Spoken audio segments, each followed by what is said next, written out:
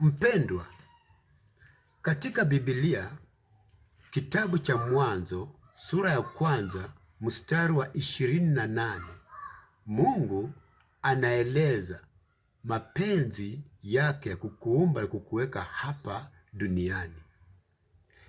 Lakini mwili huu uliotungwa nje ya mapenzi ya Mungu hauwezi kutimiza kusudi lake la kiungu.